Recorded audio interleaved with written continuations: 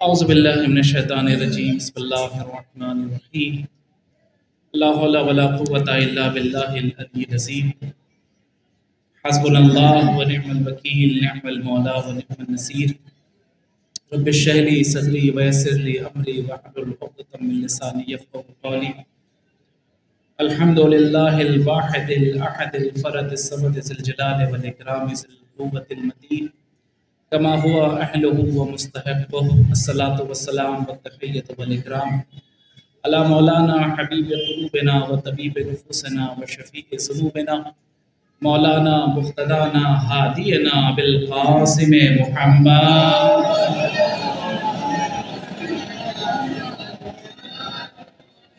وآله الطيبين الطاهرين المعصومين المظلومين المنتجبين المنتخبين ولعنت الدائمة الباقية على أعدائهم وقتلتهم وغاصبي حقوقهم ومنكري فضائلهم ومنكري مصائبهم ومنكري عظمتهم ومنكري سخاوتهم ومنكري ولايتهم أجمعين من الآن إلى قيام يوم الدين آمين يا رب العالمين. أما بعد فقد قال الله تبارك وتعالى في محكم كتابه الكريم وهو أصدق القائلين وقوله الحق بسم الله الرحمن الرحيم قل لا أسألكم عليه أجرا إلا المودة في القربى صلوات محمد.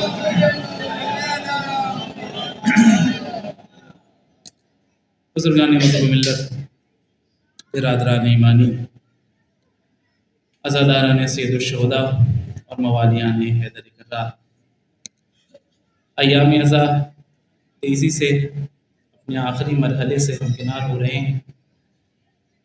ان ایام میں ہم نے ابھی تک جتنی بھی توفیق پروردگار حاصل کی ہے اور تعلیمات آل محمد توفیق پروردگار حاصل کر رہے ہیں، ابتداءً دعا گو ہیں پروردگار عالم ہماری اس طاعت و عبادات کو قبول فرمائیں، تعلیمات آل محمد پہ عمل پیرا ہونے کی توفیق عنایت فرمائیں، اور انشاءاللہ جب یہ ایام ختم ہوں تو ہم اپنی زندگی میں تبدیلی اور تغییر محسوس کریں، اس لیے کہ وہ ایام ہیں جو انسان کی زندگیاں تبدیل کر دیتے ہیں، انسان کی شخصیت سنور جاتی ہے اگر وہ اس درسگاہ میں آئے جہاں سے رزق علم اور رزق یقین تقسیم ہوتا ہو.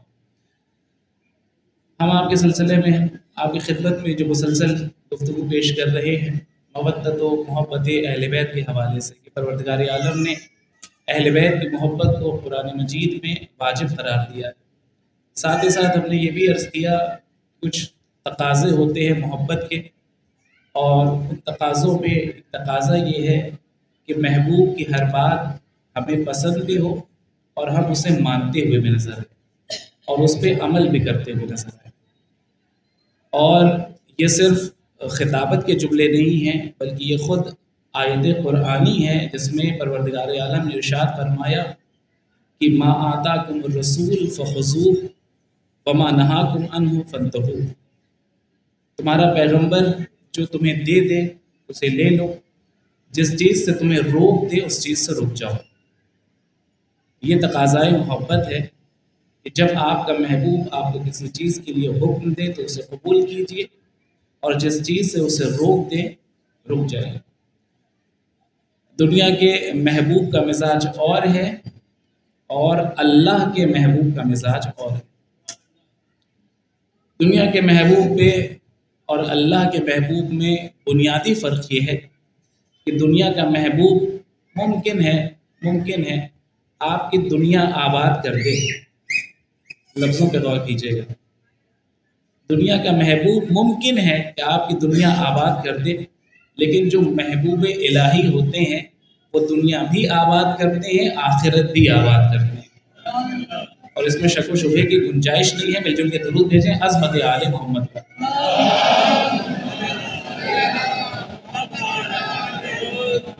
حکم پروردگار ہے ما آتاکم الرسول فخذوہ وما نہاکم عنہ فانتہوا، تمہارا نبی تمہیں جو دے دے اسے لے لو، جس چیز سے تمہیں روک دے باز آ جاؤ، رک جاؤ. اب یہ امت کا مزاج ہے. اب کیا کہا جائے کہ امت نے ہر چیز تو قبول کر لیا جو کہیں نہ کہیں ظاہری طور پہ ان کا نفع اور ان کا فائدہ تھا، اور عجیب بات تو یہ ہے کہ ہر اس چیز کو بھی قبول کر لیا جو پیغمبر اکرم نے دکھائی نہیں، صرف بتائی تھی، آنکھوں سے نہیں دیکھا لیکن قبول کر لیا۔ نبی کی صداقت پر اتنا یقین تھا، اور مسلمانوں کی کیا بات کی جائے، نبی کی صداقت پہ تو ان کفار عرب، یا بلکہ یوں کہا جائے کہ ان عرب کے جھوٹوں کو بھی اتنا یقین تھا کہ جو یہ کہتے ہوئے نظر آتے تھے کہ نبی کی صداقت پر شک نہیں کیا جا سکتا، اور جب ان سے سوال کیا جاتا تھا کہ یہ بتاؤ اگر نبی کہہ دیں کہ فلاں پہاڑ کے پیچھے لشکر ہے تو تم مان لو گے؟ انہوں نے کہا بالکل مان لیں گے۔ یہ اس سرزمین کے جھوٹے ہیں جنہوں نے اپنی زندگی میں کبھی سچ نہیں بولا، واحد سچ بولا کہ نبی کو صادق کہا، نبی کو سچا کہا، نبی کو امین کہا۔ مزاج دیکھیے، جب سوال کیا گیا کہ اگر پہاڑ کے پیچھے لشکر ہو اور نبی یہ بتا دیں تو تم مان لو گے؟ کہا بالکل مان لیں گے، بغیر چو چرا کے مان لیں گے۔ کہا اچھا اگر جاؤ اور جانے کے بعد دیکھو اور تمہیں پہاڑ کے پیچھے لشکر نہ دکھائی دے تب کیا کرو؟ تو جواب دیا کہ حضور ہم یہ تو مان سکتے ہیں کہ آنکھوں کی بینائی چلی گئی، لیکن نبی کے صداقت پہ شک نہیں کیا جا سکتا۔ اب میں کیا کہوں، جملہ کہنے کی اجازت دیجیے۔ ایک طرف تو عرب کا جھوٹا معاشرہ یہ کہہ رہا ہے کہ نبی کی صداقت پہ شک ہی نہیں کیا جا سکتا، اور ایک صاحب یہ کہتے ہوئے نظر آ رہے ہیں جیسا شک آج ہو گیا، صلوات بھیج دیں مل جل کے محمد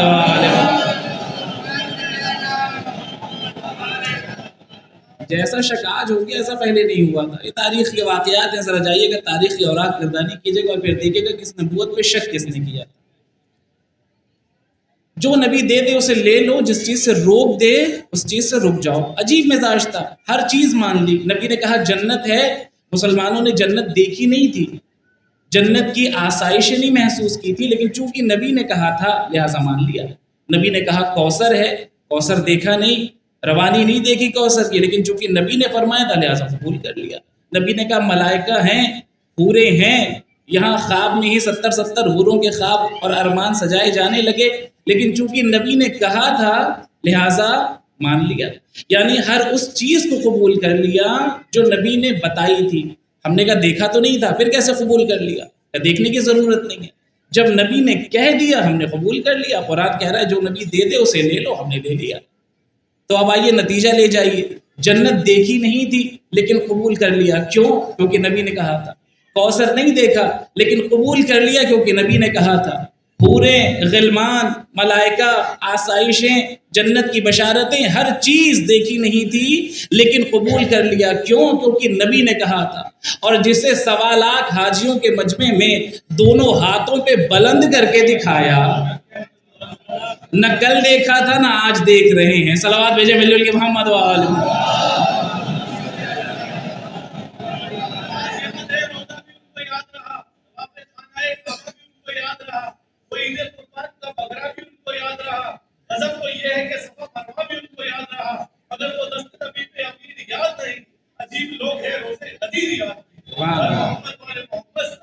اللہم صلی علی۔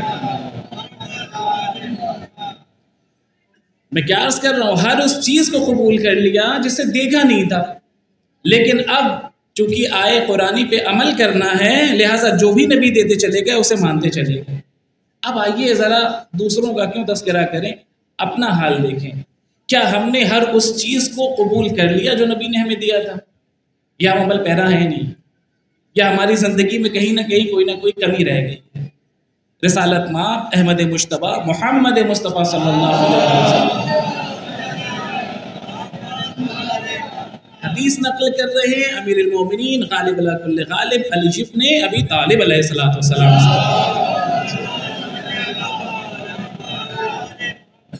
فرمایا یا علی 7 چیزیں اگر کسی انسان کے اندر پائی جائیں تو یہ سمجھ جاؤ کہ اس کا ایمان مکمل ہے اور کامل ہے۔ اب ہم نے کہا تقاضۂ محبت یہ ہے کہ اب ہمیں دیکھنا ہوگا کہ ہم نبوت کی ہر بات مان رہے ہیں یا نہیں مان رہے ہیں۔ 7 چیزیں اگر کسی انسان کے اندر پائی جائیں تو اس کا ایمان کامل ہے۔ آئیے باری باری سے تھوڑی سی تشریح کرتا ہوا چل۔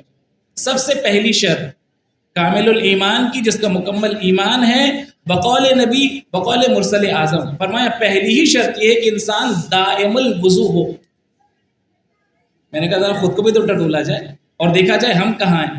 ہم تو دعویٰ کرتے ہیں کہ ہمارا ایمان مکمل ہے، لیکن پہلی شرط عجیب ہے، انسان دائم الوضو ہو، ہر وقت وضو کی حالت میں رہے، ہر وقت باطہارت رہے۔ میں نے پہلی ہی تقریر میں، اگر آپ کے ذہن میں محفوظ ہو، میں نے شب اول محرم کی تقریر میں عرض کیا تھا کہ آداب یہ ہیں عزاداری کے، انسان جس وقت عزاداری میں شریک ہو، مجلس میں آئے، فرش عزائے حسین پہ آئے، باطہارت آئے، وضو کے ساتھ آئے۔ اس کے اثرات ہیں زن گرامی، اس کے اثرات ہیں۔ جس وقت آپ طہارت میں ہوتے ہیں اور حالت وضو میں ہوتے ہیں، یقین جانیے کہ اس کی اتنی روحانیت ہے جو وہ خود محسوس کرے گا جو دائم الوضو ہوگا۔ ایک بار عادت ڈالیے، کوئی بہت بڑی بات نہیں ہے۔ اگر آپ نے چند روز اس کی عادت ڈال لی تو یقین جانیے کہ دھیرے دھیرے دھیرے پھر یہ زندگی کا ایک حصہ بن جائے گا۔ اور سب سے بڑا فائدہ کیا ہے؟ سب سے بڑا فائدہ یہ ہے کہ وہ نیکیاں جو آپ انجام دیتے ہیں، جس کے لیے قرآن میں ہے کہ من جاء بالحسنۃ فلہ عشر امثالھا، جس نے ایک نیکی کی، اس کی نیکی کی جزا یہ ہے کہ 10 برابر ملے گی۔ اس نیکیوں میں اضافہ ہو جائے گا اگر آپ دائم الوضو ہوں گے تو۔ ایک نیکی کی ایک جزا ہے نا، ایک میعاد، اللہ نے ایک لمٹ بنائی ہوئی ہے کہ ایک نیکی کے بدلے میں 10 نیکیاں، 10 نیکیوں کے جزا ملے گی اور ثواب ملے گا۔ نیکیوں کو اگر بڑھانا چاہتے ہیں اور نیکیوں میں اگر وزن لانا چاہتے ہیں تو سب سے پہلا کام کیا کیجئے؟ دائم الوضو ہونا سیکھ لیجئے۔ اور عزیزان گرامی، کسی اور مقام پر میں تو پہلے ہی کہہ رہا ہوں کہ دائم الوضو ہونا چاہیے، ہر لمحہ وضو میں رہیں، لیکن کم از کم جب اس عبادت گاہ میں آئیں تو اس چیز کا خیال رکھیں کہ باوضو ہو کے آئیں، باوضو ہو کے آئیں۔ جس وقت باوضو ہو کے آئیے گا، یہاں پہ ملنے والا ذرہ برابر علم بھی اگر آپ طہارت کے ساتھ آئیں گے، یقین جانیے کہ آپ کی زندگی کا حصہ بنے گا اور آپ اس پہ انشاءاللہ عمل پیرا ہوتے ہوئے بھی نظر آئیں گے۔ بزرگوں سے تو صرف دعا چاہتا ہوں، اپنے بھائیوں کے لیے پیغام ہے کہ سب سے پہلا کام یہ کریں کہ آج سے یہ عہد کر لیں، ایام اعضاء میں یہ عہد کر لیں کہ ہم ہر وقت دائم الوضو رہیں گے، ہر وقت وضو کی حالت میں رہیں گے، تاکہ ہمارا کوئی ایک لمحہ بھی بغیر طہارت کے نہ رہے۔ آپ کا سونا بھی عبادت ہوگا، جاگنا بھی عبادت ہوگا، ذہن میں رکھیے۔ وہ انسان جو سو جائے اور سونے سے پہلے طہارت کے ساتھ سوئے، یعنی باوضو ہو کے سوئے، یقین جانی کہ اس کا سونا بھی عبادت ہے، اس کا سونا بھی عبادت ہے۔ پہلا، اب اس میں بڑی بات ہو سکتی ہے، مجھے زیادہ تفصیل میں نہیں جانا، میں نے کہا نیکیوں کی قبولیت کا دار و مدار اس چیز پہ ہے کہ آپ باوضو رہیں۔ آپ دیکھ لیجئے کوئی بھی عبادت جو آپ انجام دیتے ہیں، چاہے وہ نماز کی شکل میں ہو یا دیگر شکل میں ہو، مقدمہ ہے طہارت۔ سب سے پہلے طہارت کی شرط ہے، اگر آپ طاہر نہیں ہیں تو پھر کوئی بھی عبادت قبول ہونے والی نہیں ہے۔ پہلی صفت اور پہلی خصلت جو انسان کو کامل الایمان بناتی ہے، مکمل ایمان والا بناتی ہے، انسان کا حالت وضو میں رہنا اور طہارت کے ساتھ رہنا۔ دوسری فضیلت، دوسری صفت، انسان کا با نمازی ہونا۔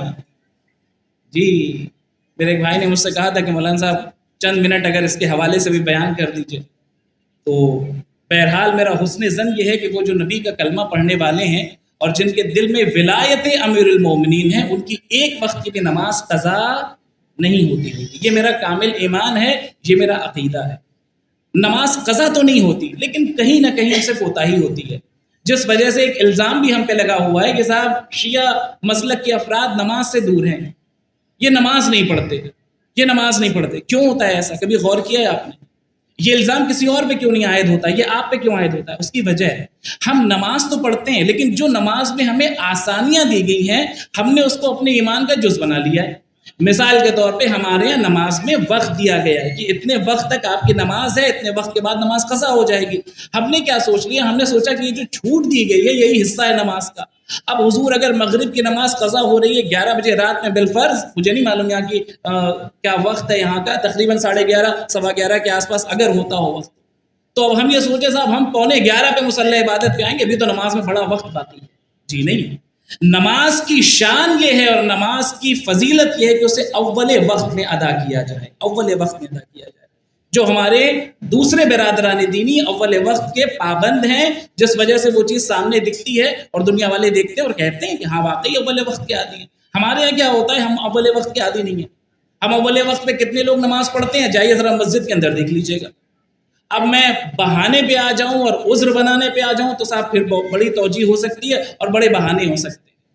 میں کہتا ہوں بالفرض آپ کو ہفتے میں 6 دن موقع نہیں ملتا، آپ جاب والے ہیں، اسکول والے ہیں، نوکری والے ہیں، دکان والے ہیں، کچھ بھی کرنے والے ہیں، چلیے موقع نہیں ملتا، سنڈے تو موقع ملتا ہے نا۔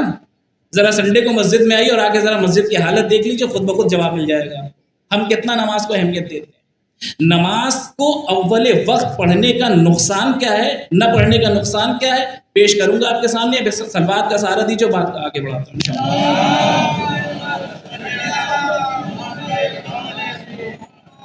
یعنی اگر ہم اس کو بہت یوں کہہ لیجیے لائٹلی لے لیتے ہیں، بہت ہلکے میں لے لیتے ہیں، صاحب نماز تو پڑھ رہے ہیں نا، نماز کے تو پابند ہے نا. نہیں، بات نماز کی پابندی کی نہیں ہے، نماز کو اس کے اول وقت پہ ادا کیجیے، اول وقت پہ ادا کیجیے.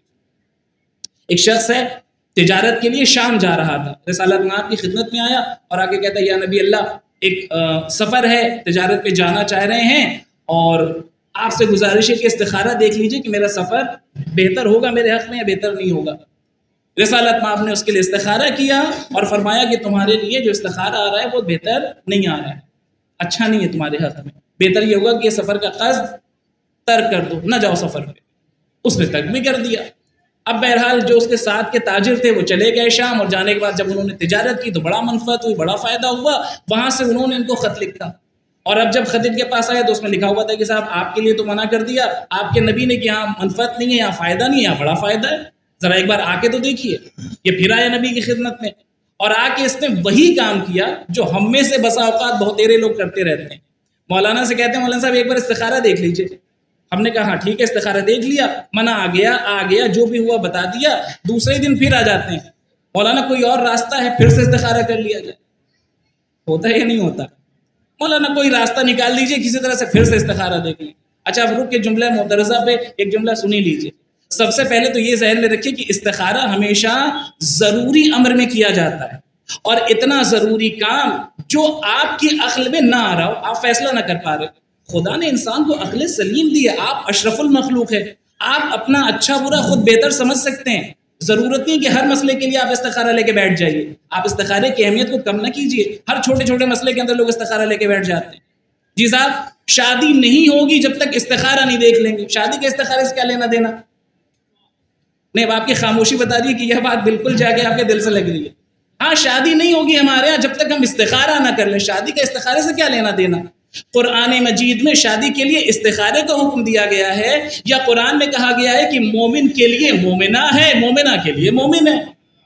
یہی تو معیار ہے، یہ پہلا اور آخری معیار ہے. ایک مومن کے لیے اگر آپ شادی کرنا چاہ رہے ہیں مومن کی تو مومنہ کا انتخاب کیجئے، مومنہ کے لیے مومن کا انتخاب کیجئے، بات ختم ہو گئی. یہ کہاں سے آپ نے نئی نئی شک نکال لی؟ نہیں صاحب استخارہ دیکھنا ضروری ہے. اچھا اب آپ اس پہ بھی توجہ کیجئے گا. اگر کوئی باپ اپنی بیٹی کے لیے رشتہ ڈھونڈتا ہے تو کبھی ایسے لڑکے کے لیے استخارہ کرواتا ہے جو جاب لیس ہو، جس کے پاس نوکری نہ ہو. تو وہاں استخارہ کروائیے نا، وہاں استخارہ نہیں کروائیں گے. ساری چیزیں درست ہیں، لڑکا جاب میں بھی ہے، اچھی کمائی بھی ہے، اچھا گھر بھی ہے، اچھا مکان بھی ہے، سب کچھ ہے، پھر آ جائیں گے مولانا صاحب استخارہ کر لیجیے. اور حضور اگر استخارہ منع آ گیا تو پھر کیا ہے؟ رشتہ تو بڑا اچھا تھا، استخارہ منع آ گیا تو کیا کریں؟ تو دوسرے دن پھر آ جاتے ہیں مولانا صاحب ذرا پھر سے استخارہ کر لیجیے. کوئی راستہ اگر نکل آئے کسی طریقے سے تو دوبارہ سے استخارہ کر لیا جائے. میں آپ کی خدمت میں عرض کر رہا ہوں کہ استخارہ، اور جس وقت آپ چاہتے ہیں کہ خدا سے اپنے لیے خیر طلب کریں، یہ ضروری اور اہم مسئلوں کے اندر ہوتا ہے. بہت ضروری مسائل ہوں، بہت اہم مسائل ہوں، خود آپ کی عقل حیران ہو، آپ فیصلہ نہ کر پا رہے ہو. سب سے پہلا مرحلہ تو یہ کہ اپنی عقل سے فیصلہ کیجیے. نہیں سمجھ پا رہے ہیں، ماہرین سے مشورہ کیجیے، ماہرین سے مشورہ کیجیے. آپ شادی کرنا چاہتے ہیں، جس علاقے میں کرنا چاہتے ہیں ان علاقے کے لوگوں سے، مومنین سے دریافت کیجیے کہ بھئی فلاں خانوادہ اپنے ایمان میں، اپنی پرہیزگاری میں، اپنے مذہب میں پابند ہے یا نہیں ہے. جب ساری چیزیں پتہ چل جائیں تب بھی استخارے کی ضرورت ہے. لیکن ہمارے یہاں ہر مسئلے کے اندر استخارہ لوگ دیکھنے لگتے ہیں. اب یہ بات طولانی نہ ہو جائے، اصل واقعے پہ آ جائیے. ان کے ساتھ بھی یہی ہوا. پہلا استخارہ کس لیے کروایا تھا؟ کہ شام جا کے تجارت کریں. وہاں سے خط آیا کہ صاحب تجارت میں تو بڑا فائدہ ہے. یہ آیا اور آگے کہنے لگے یا نبی اللہ، اس نے تو کہا تھا جو میرا ساتھی گیا ہے کہ شام میں بڑا فائدہ ہو رہا ہے، اور آپ پھر سے استخارہ کر لیجیے. رسالت مآب نے استخارہ کیا، استخارہ پھر منع آیا. دیکھیے استخارے پہ عمل کرنا واجب نہیں ہے. مسئلہ شرعی بیان کر رہا ہوں آپ کے سامنے. استخارے پہ عمل کرنا واجب نہیں ہے. اس کے خلاف چلے جائیے گا تب بھی حرام میں مبتلا نہیں ہوئیے گا، لیکن یہ یقین جانیے کہ اپنا نصیب ضرور پھوڑ لیجیے گا. یہ پھوڑنے والے ہیں، دیکھتے رہیے، سنتے رہیے، سنتے رہیے.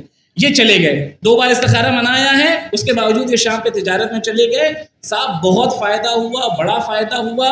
بات کہاں سے شروع کی ہے؟ نماز کو اول وقت نہ پڑھنے کا نقصان کیا ہے۔ واقعہ مکمل ہو گیا۔ تجارت میں جب بہت فائدہ ہوا تو بہت سارا سامان، سارے یوں کہہ لیجئے کہ ہیرے جواہرات درہم و دینار لے کے آئے اور آ کے کہنے لگے یا رسول اللہ آپ نے کہا تھا استخارہ منع آیا، میں شام گیا تھا، اتنا فائدہ ہوا، اتنی تجارت ہوئی، اتنی منفعت ہوئی۔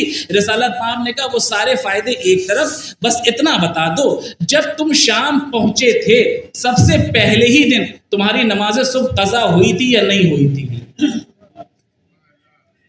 2 رکعت نماز کی بات ہے، 2 رکعت نماز ہے، صبح کی نماز جو ماشاءاللہ ہمارے یہاں کیسے ادا کی جاتی ہے ہم ہی جانتے ہیں۔ وہی وقت ہوتا ہے نا کہ جس وقت شیطان آپ کو لوری دے رہا ہوتا ہے، سو جاؤ سو جاؤ، اس سے اچھا موقع نہیں ملے گا۔ کہ صبح کی نماز قضا ہوئی تھی کہ نہیں ہوئی تھی؟ ہاتھوں کو جوڑ لیا، جو دل کے حال جانتے ہوں ان کے سامنے کیسے جھوٹ بولے انسان۔ یا رسول اللہ ایک ہی نماز قضا ہوئی تھی، وہ بھی صبح کی ہوئی تھی، اس کے علاوہ کوئی نماز قضا نہیں ہوئی تھی۔ اب جملہ سنیے اور نماز کو اول وقت نہ پڑھنے کا نقصان دیکھیے۔ فرمایا یہ جو تم تجارت کی بات کر رہے ہو اور جو تم فائدے کی بات کر رہے ہو نا، اسے چھوڑ دو۔ اگر تمہاری تجارت میں اتنا فائدہ ہوتا کہ تمہارے پاس کوہ احد کے اتنا سونا ہو جاتا، تب بھی اس نقصان کی بھرپائی نہیں ہو سکتی جو تم نے 2 رکعت نماز قضا کرنے کے بعد نقصان کیا ہے۔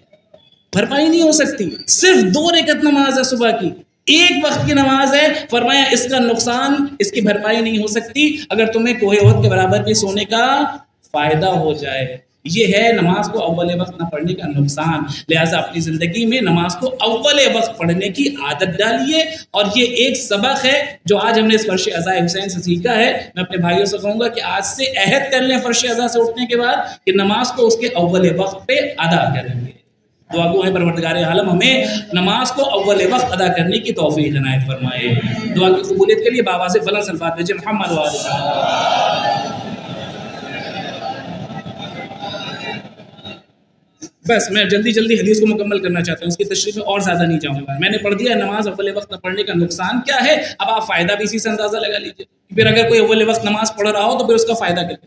پہل 2 باتیں جو انسان کے ایمان کو مکمل کرتی ہیں: طہارت کے ساتھ رہنا، باوضو رہنا، نماز کو اول وقت پڑھنا، نماز کا پابند ہونا۔ تیسری چیز زکوٰۃ دینا۔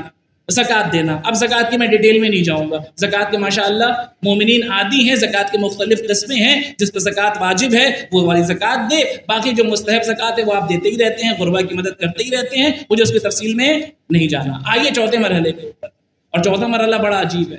فرمایا اپنے جذبات پر قابو رکھنا، اور کیجیے گا اپنے جذبات پر قابو رکھنا اور اپنے غصے پہ کنٹرول کرنا۔ اگر یہ صفت کسی کے اندر پائی جاتی ہے تو سمجھ جاؤ کہ اس کا ایمان مکمل ہے اور کامل ہے۔ آج کی تاریخ جس ہستی سے منسوب ہے، آئیے اس ہستی کے حوالے سے ایک جملہ پڑھتا ہوا پھر حدیث کو مکمل کروں۔ اپنے جذبات پہ قابو رکھنا، غصے پہ قابو رکھنا آسان مرحلہ نہیں ہے زانی گرامی، اور شاید ہمارے اور آپ کے لیے آسان ہو جائے، لیکن وہ جس کی رگوں میں شجاعت دوڑ رہی ہو، اس کا اپنے غصے پہ قابو رکھنا آسان نہیں ہوتا۔ بھائی ہم تو کمزور انسان ہیں، کس کے سامنے غصہ دکھائیں گے؟ ذرا سے میں ڈر جائیں گے، کس کے سامنے غصہ دکھائیں گے؟ لیکن وہ جس کی شجاعت کا عالم یہ ہو کہ جو پل میں صفین کا نقشہ بدل دے، پل میں صفین کا نقشہ بدل دے۔ صفین کی جنگ بڑی لمبی چلی تھی، جانتے ہیں آپ، بڑی لمبی چلی تھی، اور سمجھ میں ہی نہیں آ رہا تھا کہ کس طریقے سے یہ جنگ ختم ہوگی، کیسے اس کا اختتام ہوگا۔ جب لوگ مولا کے پاس آئے اور کہنے لگے مولا جنگ تو چلتی ہی چلی جا رہی ہے، سلسلہ بڑھتا ہی چلا جا رہا ہے، کیسے ختم ہوگی؟ کہنا گھبراؤ، ہم نے اس کا انتظام ڈھونڈ لیا ہے۔ بلایا اپنے بیٹے کو جس کو لقب ملا ہے قمر بنی ہاشم، قمر بنی ہاشم، بلایا، چہرے پہ نقاب ڈالی، کہا عباس جاؤ۔ مجھے جناب عباس کی پوری جنگ نہیں پڑھنی چاہیے صفین والی، صرف یہ بتانا چاہتا ہوں کہ پل میں نقشہ بدلا ہے اس جنگ کا جو جنگ اتنی لمبی چلی تھی، اتنے زمانے تک چلی۔ جناب عباس گئے ہیں، جنگ کی ہے، نقشہ بدل گیا، بالکل نزدیک تھا، بالکل نزدیک تھا کہ اب جنگ ختم ہو جاتی، اور جناب عباس نزدیک تھے کہ سامنے والے کو قتل کر دے، بات ختم ہو جاتی۔ مولا نے فرمایا عباس واپس آ جاؤ، واپس آ جاؤ۔ یہ جملہ آپ نے 1000 بار سنا ہوگا، یقین ہے مجھے 1000 بار سنا ہوگا، آج مجھ سے بھی سن لیا، لیکن ذرا تصور کیجئے وہ انسان جو شجاعت میں بے مثال ہے، جو بہادری میں بے مثال ہے، پہنچ چکا ہے دشمن کے گریبان تک، لمحوں میں دشمن کا کام تمام ہو جائے گا، لیکن جیسے ہی حکم مولا آیا اپنے اوپر کنٹرول کیا، واپس آئے اور آ کے عرض ادب کر دیا مولا آپ کے سامنے موجود ہوں۔ اپنے غصے پہ اتنا قابو اور اتنا کنٹرول آپ کو دکھے گا کسی مقام پہ؟ یہ پہلا مرحلہ نہیں ہے. آپ غازی کی فضیلتیں دیکھ لیں ہر مقام پہ، چاہے وہ ولید کا دربار ہو، چاہے وہ امام حسن کے جنازے پہ چلنے والے تیر ہوں، وہ ساری تاریخ آپ کے ذہن میں. جہاں جہاں بھی عباس کو جلال آیا، مولا نے ایک بار عباس کا بازو تھاما اور ایک جملہ فرمایا، میرے غازی یہ کربلا نہیں ہے. جھوٹی سے جھوٹی تاریخ دکھائیے، جھوٹی سے جھوٹی تاریخ کہ جناب عباس نے کوئی مشورہ دیا ہو، کچھ بولا ہو، مولا مجھے موقع دیجئے شجاعت کے جوہر دکھا دوں، بابا کی جنگ یاد دلا دوں، کسی مقام پہ بولا ہو نہیں. چلیے یہ ساری باتیں چھوڑیے، اب آ جائیے کربلا میں.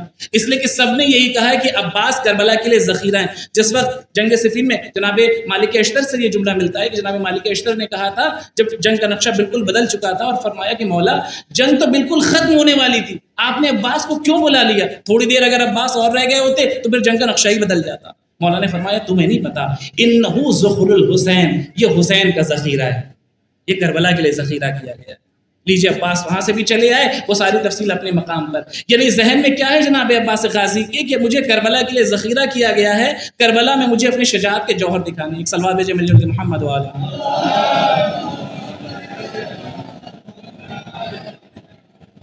ایک اور صلوات بھیجتے مل جل کے محمد والا.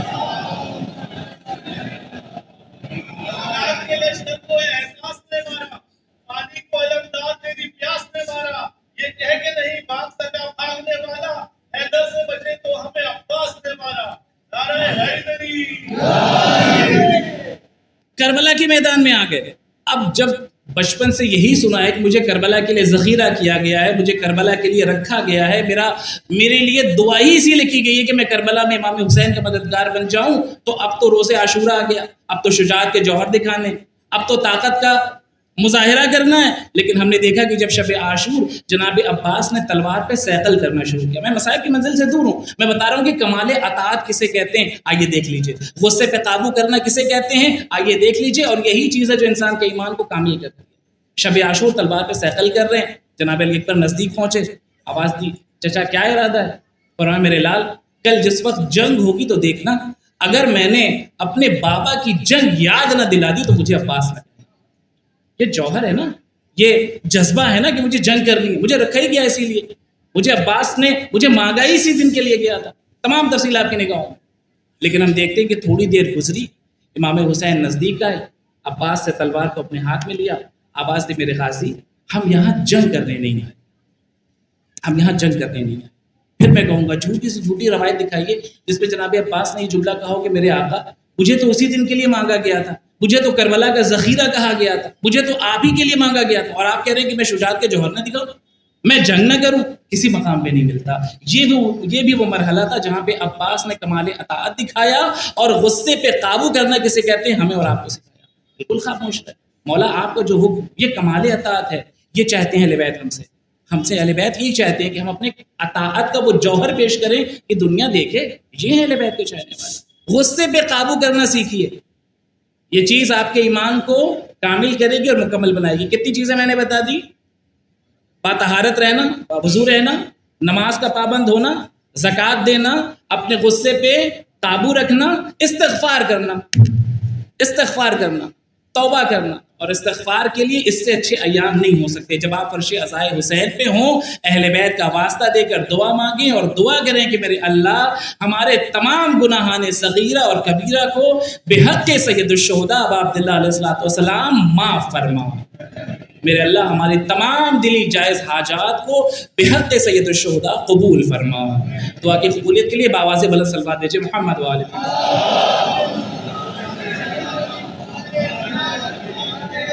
مجھے اس کی بھی تفصیل پہ نہیں جانا، میں آگے بڑھتا ہوں، حدیث کو مکمل کرتا ہوں. چوتھی چیز کیا ہو گئی؟ انسان کا استغفار کرنا. پانچویں چیز فرمایا فضول گوئی سے اپنے آپ کو بچاؤ.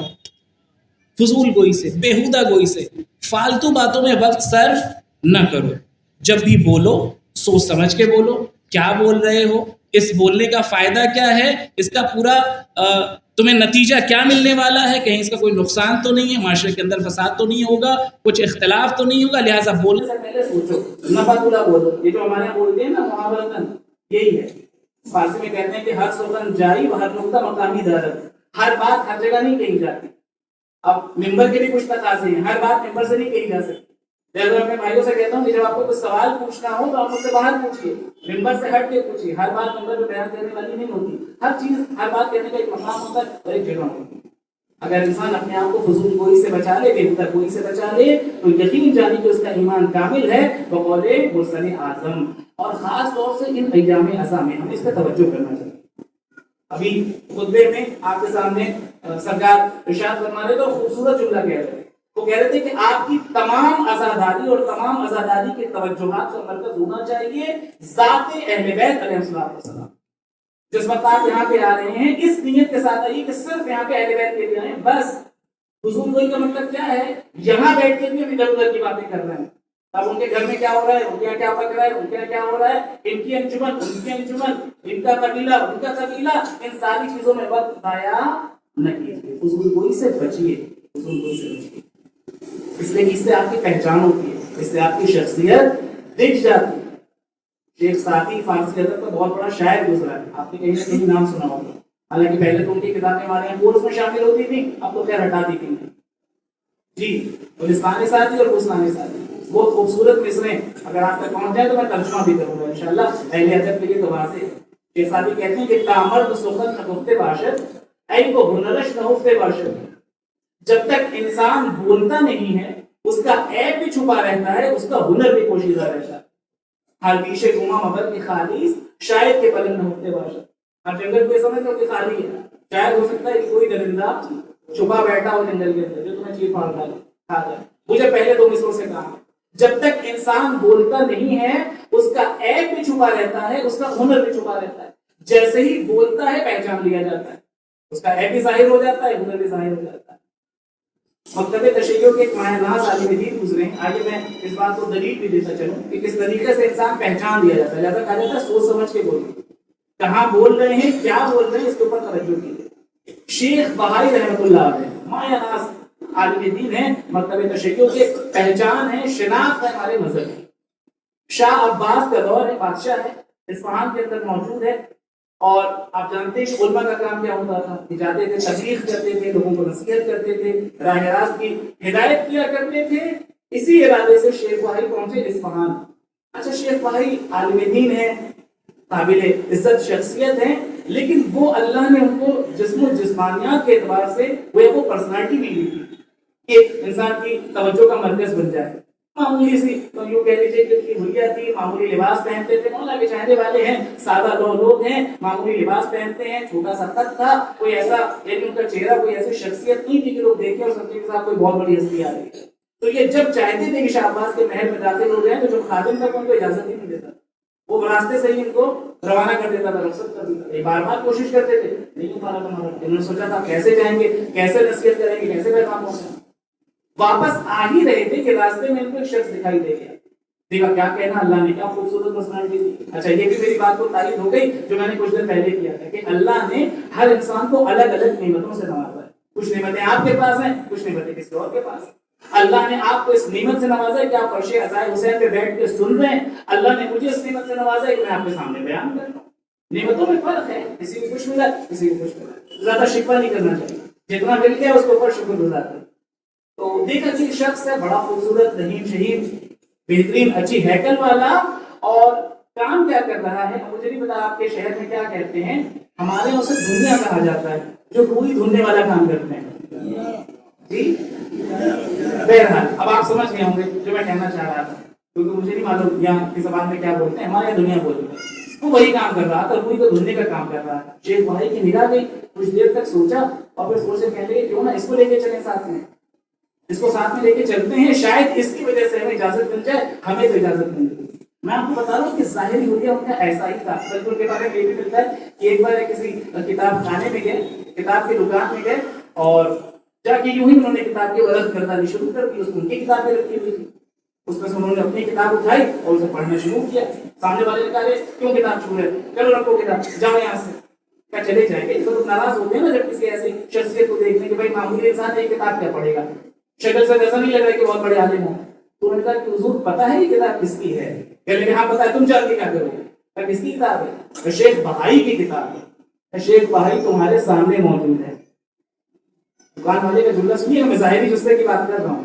کہنے لگا سرکار پہلے فرصت میں اگر آپ خدا حافظی کر لیں تو بڑی مہربانی ہوگی، اس لیے کہ اگر اس معاشرے میں لوگوں کو پتہ چل گیا کہ اس کتاب کے خالق آپ ہیں تو شاید ساری کتابیں دکان میں رہ جائیں، کوئی ایک بھی خریدار نہ ملے، یہ حال تھا۔ لیکن پھر کہتے ہیں نا کہ انسان کی ظاہری چیزوں پر قضاوت نہیں کرنی چاہیے، اس سے ظاہر پہ نہ جائیے۔ باطن کتنا مضبوط ہے کہ آج اتنے زمانے کے بعد ان کا تذکرہ ممبر سے کرتے ہیں اور فخر کرتے ہیں کہ ہمارے مکتب کے ایک مایا ناز عالم دین گزرے، صرف عالم نہیں ہے، ان کی پوری تفصیل ہے، اور صرف تفصیل میں جانا نہیں چاہتے کہ نہ جانے کتنے فن کے ماہر تھے، صرف علم کی بات چھوڑ دیجیے، فن کے ماہر، فن کے ماہر بیٹھ گیا۔ تو انہوں نے اس دنیا کو پکڑا اور کہا کہ بھائی تم سے ایک چھوٹا سا کام ہے، اور وہ یہ ہے کہ میں شیخ بہائی ہوں، یہاں پہ آیا ہوں تاکہ آ کر کے اس شاہ عباس کو تھوڑی سی نصیحت کروں، بات کروں، لیکن مجھے وہاں جانے کا موقع ہی نہیں مل رہا، یہ گمراہ ہے، میں اسے دین کے راستے پہ لانا چاہتا ہوں، ایک چھوٹا سا کام کر دو، کیا کرنا ہوگا؟ کہ ہم تمہیں تیار کر دیتے ہیں، اچھے لباس پہنا دیتے ہیں، قیمتی لباس پہنا دیتے ہیں، تم ہمارے ساتھ محل میں چلنا، ہم تمہارے شاگرد بن کے جائیں گے، تم استاد بنے رہنا، اور وہاں جانے کے بعد جو باتیں ہم تم سے کہیں گے وہ ان تک پہنچا دینا، بات ختم ہو جائے گی، جو ہمارا مقصد ہے وہ حل ہو جائے گا۔ تو اس نے کہا یہ بتائیے، میں تو جاہل انسان ہوں، اگر اس نے مجھ سے کوئی سوال پوچھ لیا تو میں کیا جواب دوں گا؟ تو کوئی زیادہ پریشان ہونے کی ضرورت نہیں ہے، بس اتنا کہہ دینا جب بھی کوئی سوال پوچھے کہ بھائی یہ سوال تو بہت معمولی سوال ہے، اتنے چھوٹے سوال کے لیے مجھے آپ پریشان نہ کریں، یہ میرا شاگرد ہے، اس سے سوال کا جواب دے۔ شیخ بھائی کی طرف شاگرد ہے، یہ بھی خوش ہو گیا، کیا کہنا صاحب، چلو کچھ دن کے لیے محل میں رہنے کو ملے گا، اچھی غذا ملے گی، اچھا لباس ملے گا، عزت افزائی ہوگی، یہ شیخ بھائی کے ساتھ ہو گیا۔ دیجیے اب خادم نے جیسے ہی کو آتے ہوئے دیکھا، اچھے لباس میں دیکھا، لباس بھی اس کو بہترین پہنا دیا تھا شیخ بھائی نے، اس نے فوراً راستہ دے دیا، یہ داخل ہو گئے۔ خلاصہ کرتا چلوں واقعے کو کہ بادشاہ بھی ان سے کافی متاثر ہو گیا۔ اب جب بادشاہ پوچھتا ہوتا، سوال پوچھنے والا تھا، جب بار بار سوال پوچھا کرتا تھا تاکہ اس کو بھی دین کی معلومات ہو، لیکن کہیں نہ کہیں گمراہ تھا، تو جب کوئی سوال پوچھنا چاہے اور جیسے ہی ان سے سوال کریں یہی جواب دیا کرتے ہیں، کیا کہیں، ارے یہ تو بہت چھوٹا سا سوال ہے، اتنے آسان سوال کے لیے آپ مجھے کہاں پریشان کر رہے ہیں، یہ میرا شاگرد ہے، اس سے پوچھ لیجیے، اور شیخ بھائی جواب دے دیا کرتے۔ اتفاق کے وقت بات کہاں سے شروع ہوئی ہے؟ مرد سخن نہ گفتے باشد، ای کو ہنرش نہ ہوتے باشد، جب تک بولیے گا نہیں اور موقع اور محل کا خیال نہیں رکھیے گا، نتیجہ کیا ہوگا سنتے رہیے۔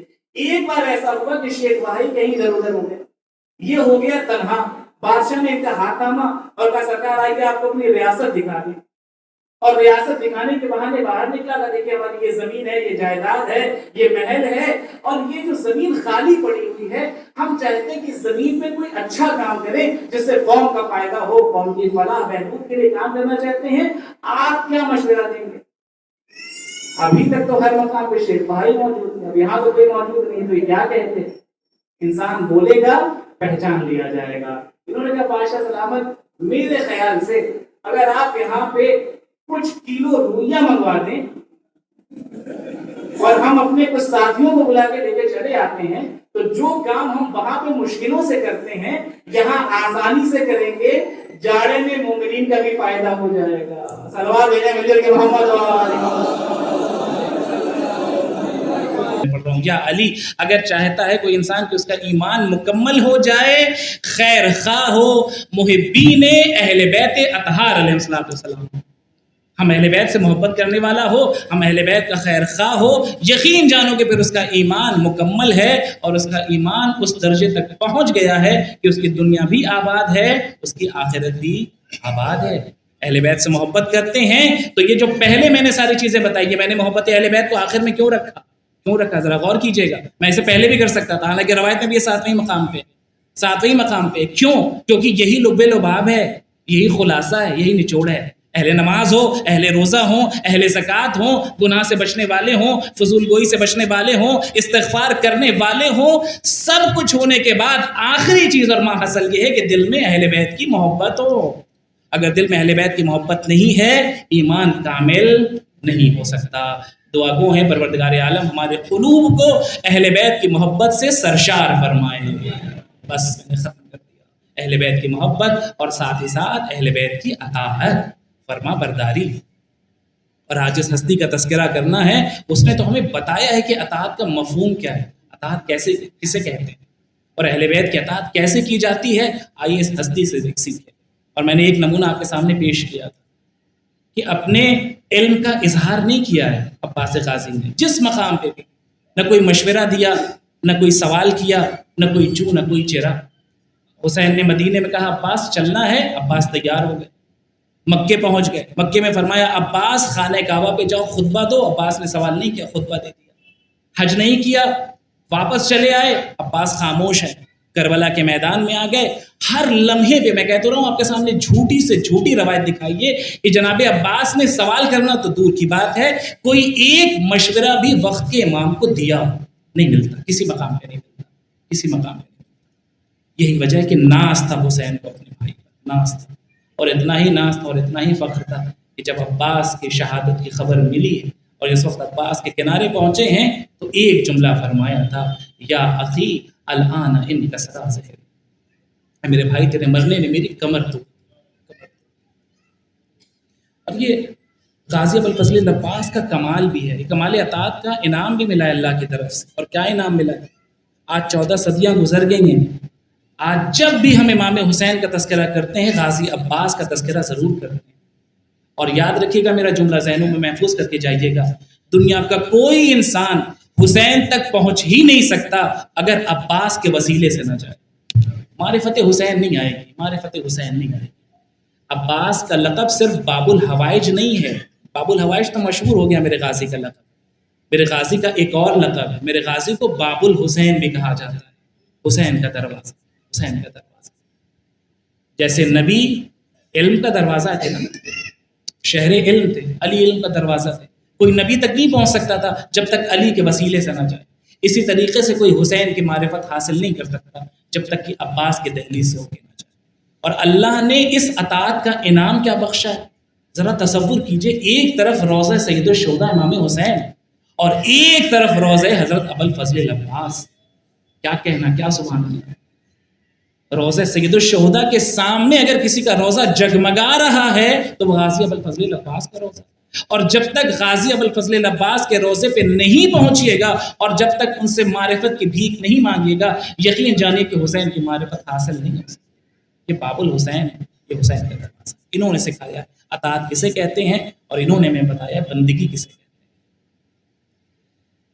پیدا ہوئے ہیں غازی، اور عجیب، یعنی ابھی اشعار آپ کے سامنے پڑھ رہے تھے میرے برادر بزرگ، اور وہ کہہ رہے تھے کہ مولا نے دعا مانگی تھی اور دعاؤں کا ثمرہ ہے غازی ابوالفضل العباس۔ جی، علی کی دعاؤں کا بھی ثمرہ ہے اور فاطمہ کی دعاؤں کا بھی نتیجہ ہے عباس، فاطمہ کی دعاؤں کا نتیجہ ہے عباس۔ آپ کے ذہن میں سوال آ رہا ہوگا بی بی فاطمہ نے کب دعا کی؟ آئیے پڑھتا چلوں آپ کے ساتھ۔ بی بی فاطمہ نے بھی دعا کی، عباس کے لیے دعا کی، اور عباس کو اپنا بیٹا کہا ہے فاطمہ زہرا، اپنا بیٹا کہا ہے۔ علامہ اظہر حسین زیدی پاکستان کے بہت بڑے خطیب گزرے ہیں، اور ایسے خطیب ہیں کہ جن کی بات کو نقل کرنے میں مجھے ایک لمحہ بھی شک و شبے کی گنجائش نہیں کہ میں سوچوں کہ اس روایت میں کہاں تک صداقت ہے اور روایت کہاں تک موثق ہے۔ ایسا معتبر خطیب ہے جس کا ایک ایک حرف میرے لیے تو حجت ہے، حجت ہے، جو میں نے اپنے بزرگوں سے سنا۔ میں نے ان کا زمانہ نہیں دیکھا، میں نہیں جانتا، میں نے ان کو کبھی لائیو بھی نہیں سنا، لیکن میں نے بزرگوں سے سنا۔ وہ نقل کرتے ہیں کہ عباس پیدا ہوئے، ابھی چند روز کے تھے، اور جناب زینب نزدیک آئیں، چند دن کے ہیں ابھی صرف جناب عباس، ابھی پیدا ہوئے، آئیں اور آ کر کے مولا سے سوال کیا، بابا آپ نے میرے بھائی کا نام کیا رکھا ہے، کیا نام رکھا ہے؟ علی نے آواز دی، میں نے اس کا نام عباس رکھا ہے۔ لفظ عباس سنا، نزدیک آئیں، ہاتھوں کو پھیلایا، بابا کیا اجازت ہے کہ میں اپنی آغوش میں لے لوں؟ مولا نے جناب عباس کو زینب کی آغوش میں دیا، کان میں نہ جانے چپکے سے کیا کہا، میرا مولا تڑپ گیا۔ کیا کہا کان؟ فرمایا میرے لال بچہ ہے، چند دن کا بچہ ہے، تم کان میں کیا کہہ رہی تھی، تم کان میں چپکے سے کیا کہہ رہی تھی؟ آواز دی، بابا جب اماں کا آخری وقت تھا تو اماں نے ہم سے ایک جملہ کہا تھا، اور کہا تھا زینب جب عباس پیدا ہوگا تب ہم نہیں ہوں گے۔ اطاعت کا انعام چاہیے نا، تو دیکھیے اطاعت کا انعام کسے کہتے ہیں، اس سے بڑی جزا نہیں ہو سکتی اور اس سے بڑی فضیلت نہیں ہو سکتی غازی ابوالفضل العباس کی۔ فرمایا جب اماں کا آخری وقت تھا تو انہوں نے ہم سے کہا تھا کہ میرے لال جب عباس پیدا ہوں گے تو ہم نہیں ہوں گے، تو زینب بس اتنا خیال رکھنا جیسے ہی عباس تمہاری آغوش میں آئے عباس کو ہمارا سلام پہنچا دے، جس ہستی کو فاطمہ زہرا سلام کہیں، اب سوچے اس ہستی کا مقام کیا ہے۔ خوش نصیب ہے وہ ہاتھ جو عباس کا علم اٹھاتے ہیں۔ عباس کا علم برآمد ہوا تھا، کل بھی برآمد ہوا تھا، آج بھی ایک برادر مومن علم کو لے کے آیا ہے آپ کے سامنے۔ علم اٹھانے کے لیے وہ بازو چاہیے اور وہ طاقت چاہیے جو غازی عطا کریں۔ ہر کسی کے بس کی بات نہیں ہے، ہر کس و ناکس علم اٹھانے کی طاقت نہیں رکھتا۔ وہ معرفت چاہیے انسان کو کہ وہ علم اٹھائے غازی کا، اور علم اٹھانے والے اس بات کا خیال رکھیں جس ہاتھ سے غازی کا علم اٹھا رہے ہیں وہ ہاتھ ہمیشہ حق کی حمایت میں اٹھے اور باطل کو سرنگوں کرنے کے لیے، حق کا ساتھ دینے کے لیے۔ اگر حق کا ساتھ نہیں ہے تو پھر علم اٹھانے کا کوئی فائدہ نہیں ہے۔ حق کی حمایت میں کھڑے رہیے، حق کا ساتھ دیجیے۔ اللہ نے عباس کے بازو کو بڑی طاقت دی ہے، بڑی طاقت دی ہے۔ سن سکیے گا، بیت الاحزان کی روایت ہے، شیخ عباس قمی کہتے ہیں ذرا عباس کے بازو کا اثر دیکھیے، وہ بازو جو کٹے ہیں کربلا کے میدان میں، اس بازو کو اللہ نے کیا انعام دیا ہے اور کیا جزا ہے اور کیا مرتبہ ہے ان کٹے ہوئے بازوؤں کا۔ روایت ہے، اور روایت کچھ یوں ہے کہ جب محشر میں مقدمہ پیش کیا جائے گا تو باری باری مقدمہ پیش کیا جائے گا۔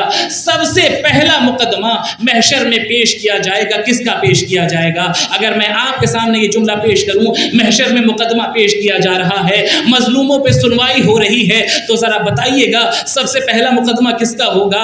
آپ سب کے ذہن میں پہلی ہستی سید الشہداء کی آئے گی، امام حسین کا مقدمہ پیش کیا جائے گا۔ غریب الوطن ہیں، 3 دن کے بھوکے پیاسے ہیں، حسین کا مقدمہ ہوگا؟ جی نہیں، حسین کا مقدمہ نہیں ہوگا۔ آپ سوچیں گے شاید جناب زینب میں کلثوم کا مقدمہ ہوگا، نبی زادیاں ہیں، سر برہنہ بازار میں پھرایا جا رہا ہے، نہیں زینب میں کلثوم کا بھی مقدمہ نہیں ہوگا۔ آپ سوچیں گے پھر کون سا مقدمہ ہوگا؟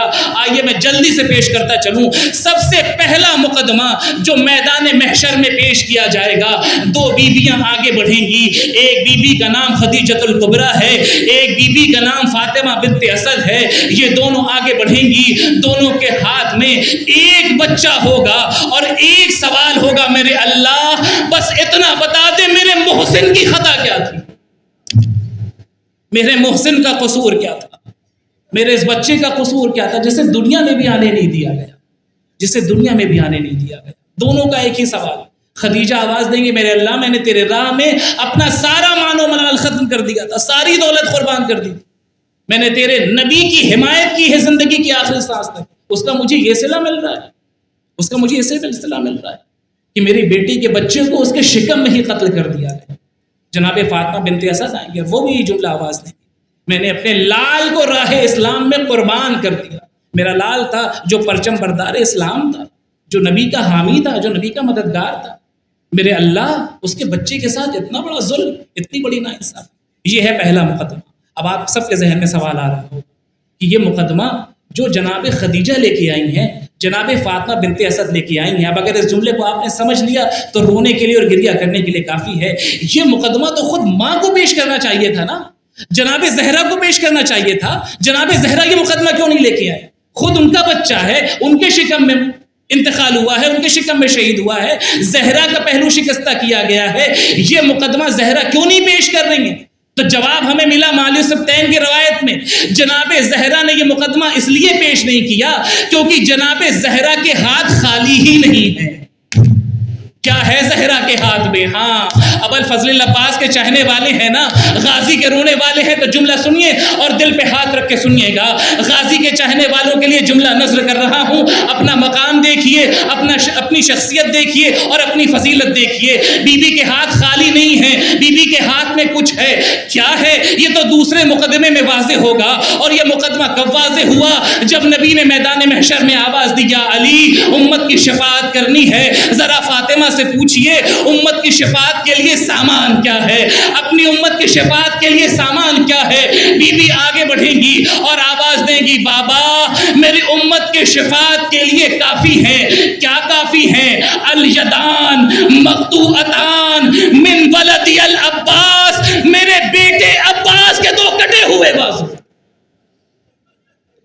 میری امت کی شفاعت کے لیے، ہاں آپ تمام مومنین کی شفاعت کے لیے اگر کوئی چیز کافی ہے تو وہ عباس کے کٹے ہوئے بازو ہیں، اور عباس کے کٹے ہوئے بازو کو لے کر جناب زہرا میدان محشر میں وارد ہوں گی۔ اب ذرا پہچانیے عباس کے بازو پہ زہرا کو کتنا بھروسہ، کو کتنا ناز، حسین کو کتنا بھروسہ. ہاں ایک ماں کو بھی بھروسہ ہے. ایک ماں کو تو اتنا ہی بھروسہ تھا کہ جب عباس کے مرنے کی خبر ملی ہے جناب ام البنین کو، یقین نہیں آیا. بار بار بشیر کہتا چلا جا رہا تھا، انہیں یقین نہیں آتا تھا، لیکن جب یقین آ گیا.